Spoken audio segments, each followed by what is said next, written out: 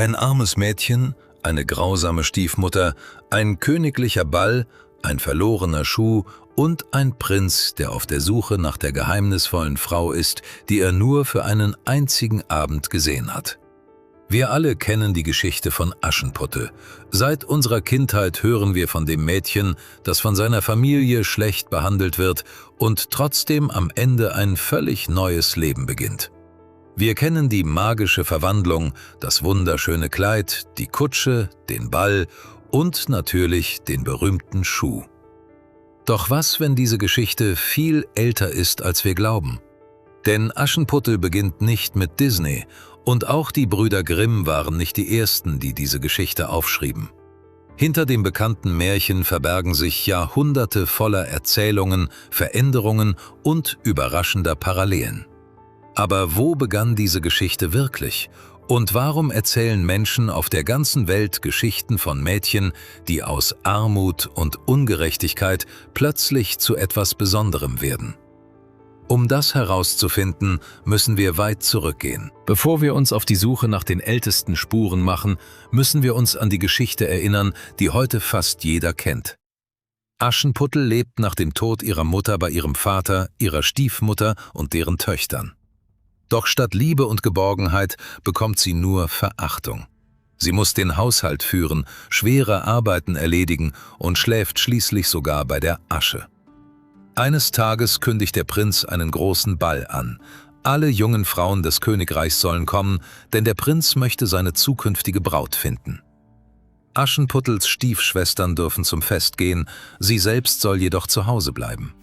Doch dann geschieht etwas Unerwartetes. Durch magische Hilfe erhält sie ein wunderschönes Kleid und eine prächtige Kutsche. Auf dem Ball erkennt niemand das arme Mädchen wieder. Der Prinz verliebt sich sofort in die geheimnisvolle Fremde. Doch noch vor Mitternacht verschwindet Aschenputtel und verliert dabei ihren Schuh. Nun beginnt die Suche nach ihr. Eine der spannendsten Fragen rund um Aschenputtel lautet: Wie alt ist diese Geschichte eigentlich? Eine eindeutige Antwort gibt es nicht. Denn lange bevor das Märchen seine heutige Form bekam, erzählten Menschen bereits Geschichten mit ähnlichen Motiven. Eine besonders bekannte Erzählung stammt aus der Antike. Sie handelt von einer jungen Frau namens Rhodopis, die als Sklavin nach Ägypten gekommen sein soll. Eines Tages verliert Rhodopis beim Baden einen ihrer Schuhe. Ein Adler nimmt ihn und trägt ihn zum Pharao. Der Herrscher ist von diesem ungewöhnlichen Zeichen fasziniert und möchte unbedingt die Frau finden, der dieser Schuh gehört. Schließlich wird Rhodopis gefunden und gelangt an den Hof des Pharaos. Natürlich können wir nicht beweisen, dass diese Geschichte direkt mit Aschenputtel verbunden ist, doch sie zeigt etwas Erstaunliches. Das Motiv einer besonderen Frau und eines verlorenen Schuhs ist bereits sehr alt. Und damit beginnt die eigentliche Spurensuche. Doch die Geschichte von Aschenputtel taucht nicht nur in der Antike auf. Im Laufe der Jahrhunderte entstanden in verschiedenen Regionen Erzählungen, die erstaunlich ähnliche Elemente enthalten. Oft steht eine junge Frau im Mittelpunkt, die von ihrer Familie schlecht behandelt wird. Sie lebt in Armut oder wird von der Gesellschaft unterschätzt. Doch irgendwann verändert sich ihr Schicksal und ihre wahre Bedeutung wird erkannt. Besonders interessant ist, dass solche Geschichten nicht immer einen verlorenen Schuh oder eine böse Stiefmutter enthalten. Manche besitzen nur einzelne Motive, die wir heute mit Aschenputtel verbinden. Das wirft eine wichtige Frage auf.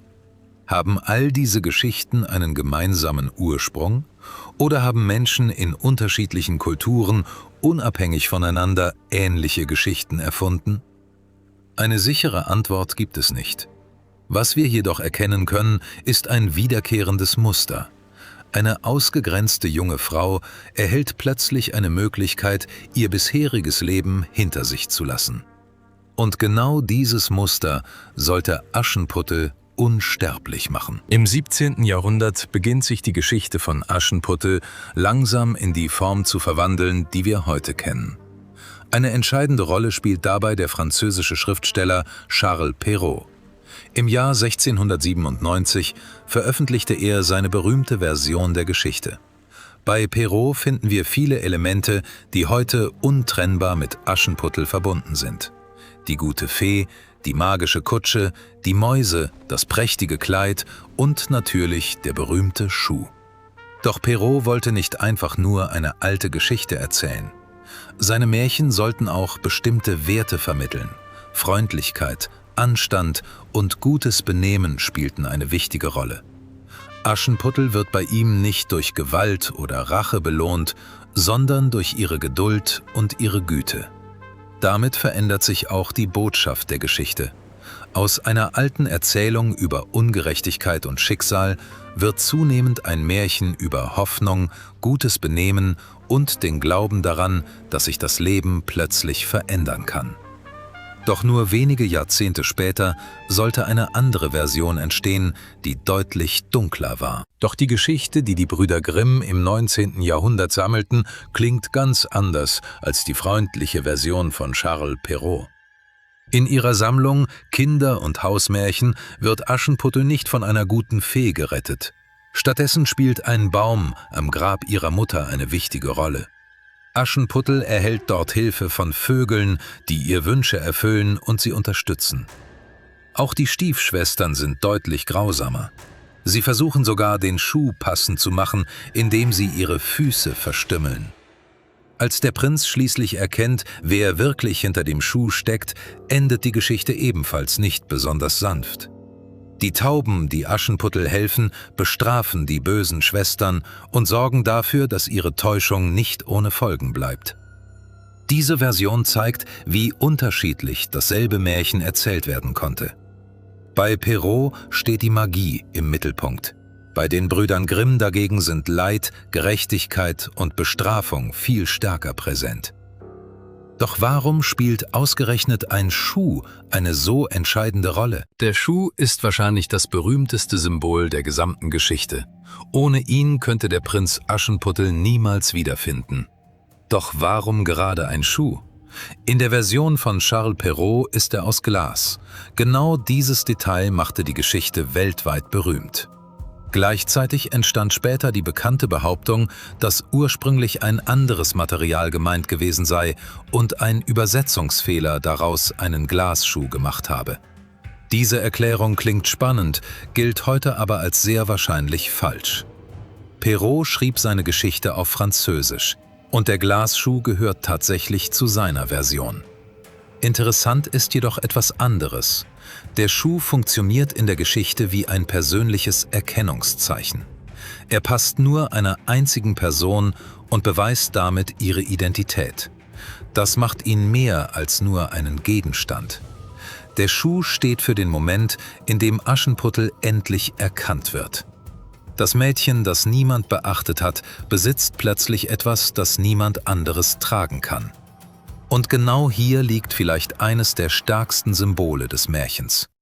Ebenso wichtig ist die magische Hilfe, die Aschenputtel plötzlich erhält. Die Magie ist deshalb mehr als nur ein märchenhaftes Element. Sie steht für Hoffnung und für die Vorstellung, dass sich ein scheinbar aussichtsloses Leben plötzlich verändern kann. Doch warum fasziniert uns genau diese Vorstellung bis heute? Vielleicht liegt die Antwort darin, dass Aschenputtel viel mehr ist als eine Liebesgeschichte. Im Mittelpunkt steht ein Mädchen, das von seiner eigenen Familie unterschätzt und ausgeschlossen wird. Niemand sieht ihren Wert, niemand glaubt, dass sich ihr Leben verändern könnte. Und genau deshalb ist der Aufstieg von Aschenputtel so wirkungsvoll. Sie gewinnt nicht nur den Prinzen, sie verlässt eine Welt, in der sie keine Stimme und keine Anerkennung hatte und beginnt ein völlig neues Leben. Das Märchen erzählt damit von einem Wunsch, den viele Menschen verstehen können. Dem Wunsch, dass die eigene Situation nicht für immer festgeschrieben ist. Vielleicht ist genau deshalb Aschenputtel bis heute unvergessen. Wenn euch solche Geschichten gefallen, abonniert unseren Kanal und begleitet uns auf unserer Reise durch die alten Geschichten der Welt. Und welche Geschichte sollen wir als nächstes untersuchen? Schreibt euren Vorschlag in die Kommentare.